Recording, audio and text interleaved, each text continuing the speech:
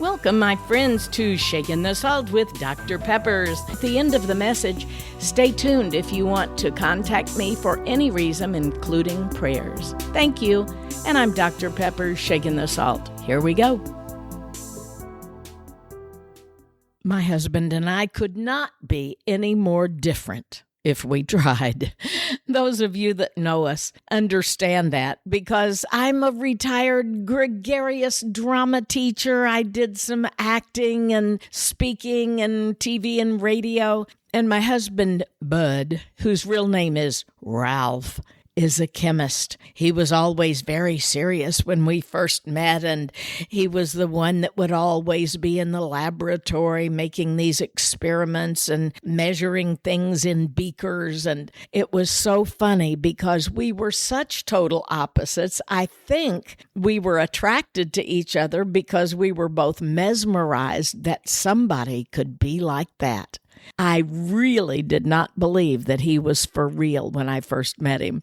He was so honest to a fault. He would not ever tell a lie, which is great now and has been through the many, many years we've been together. But his father taught him a very valuable lesson when he was a little boy. He had broken a vase or something that was of his mother's. And so when his father came home, he said, "Now, son, I want you to tell me. It was probably an accident, but you told your mother you didn't break that vase. You said it was one of your brothers. Now I want the truth. If you tell me the truth, you'll be forgiven. But if you don't tell me the truth and I find out about it, you can expect the consequences."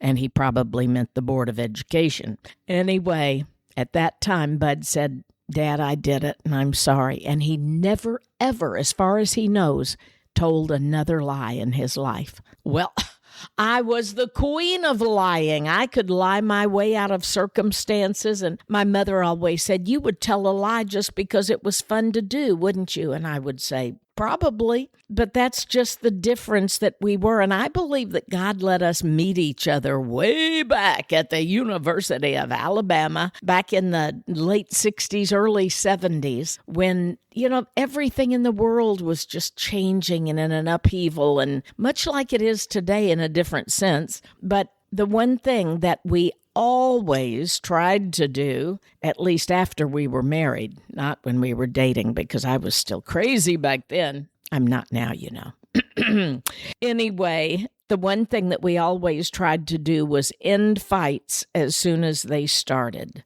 Well, that didn't always happen. But the one thing I do know is when you are total opposites, nothing is seen through the same lens. I see the world totally different than he does, and I am just mesmerized by his organization, his discipline, his routines that he has. I couldn't do the laundry right because he found soap in his pockets. Can you imagine a chunk of soap in your pockets and your jeans? Well, he did, and so he decided to take over doing the laundry. I get to do all the folding and the putting away, but he does the laundry. And I never learned to cook. My mama, who's still blessed alive with us at 101, even today when I say, "Mom, why did you never allow me to cook? Why'd you never teach me to cook? You taught Donna how to cook." And she will say, I guarantee it, "You weren't around long enough for us to find you. You were always out gallivanting."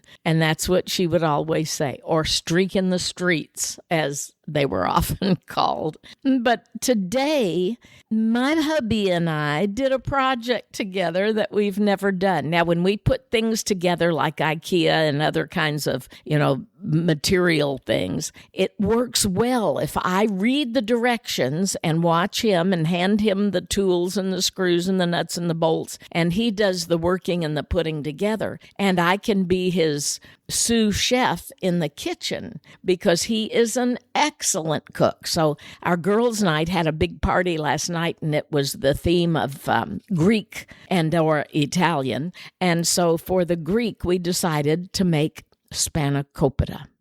Have we ever made it? No. Have we ever eaten it? Yes. We ate it all the time when we were in Greece. That's where we came to love it. And if it's ever on a list of ingredients, or if it's in a recipe, or if we go to a Greek restaurant, I always want spanakopita. If you don't know what it is, it's kind of like a spinach and feta cheese pie, I guess you'd say.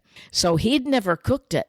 And I never had either. He went to the store and got all the ingredients. He looked up this great recipe, modified it, laid it out beside him, and he said, now all you have to do are hold up these sheets of pastry. And I'm talking 36 sheets of pastry so that he could oil them down with olive oil, and he had his little brush and oil, and I'd hold them up and he'd brush, and he'd lay them into the 9 by 11 or whatever it was pan. And we did this. He made up the batter. He put it in. It was delicious, and it was the hit of our girls' party last night. Everybody loved Bud's spanakopita, and I did too. And those are the kind of things where we get along well. But when it comes to things of the house or relatives or situations in our marriage that we just seem to butt heads, we have to remember a couple of things that we've learned in sermons through the years. We know that marriage is a special partnership. We know we're supposed to support each other. Ecclesiastes 4:9 says, 2 are better than 1 because they have a good return for their labor. That's true. We saw how well it worked last night. Let's see, Galatians 6:2 says, carry each other's burdens, and in this way you will fulfill the law of Christ. And that is true. And I do that. We try to carry each other's burdens. We are always at the point where we are asking, can I help you? What's going on? What's wrong? And so then 1 Thessalonians 5:11 says, encourage one another and build each other up. And this reminds us that that's what we do that, and we have done that through the years when we've both faced problems, when he went through cancer, when we went through our move here. And Colossians 3:14 says, over all these virtues, put on love, which binds them all together in perfect unity.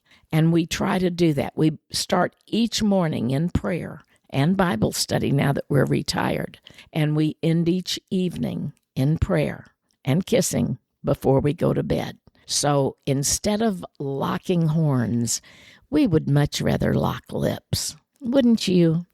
I don't know about you and your situation. You may not even be married, but you can certainly lock your love on God, on Jesus. If you don't know him as your Savior, it's as easy as ABC. Admit you have sinned. B, believe that God so loved the world he gave his only begotten Son. And C, confess that out loud. Tell someone. Tell me. I'd love to walk you through the plan of salvation. And in the meantime, ask God to just give you his peace and his joy. And I thank God that through all these years, every time we locked heads, I know that God taught us how to lock lips instead. I'm Dr. Pepper, shaking the salt. Thanks for staying on, my friend. If you would like to contact me, visit saltandlightministry.com. If you want to share your story with me, ask a question, have me come speak to your group, or maybe just request prayer. Once again, saltandlightministry.com. Thanks, and God bless.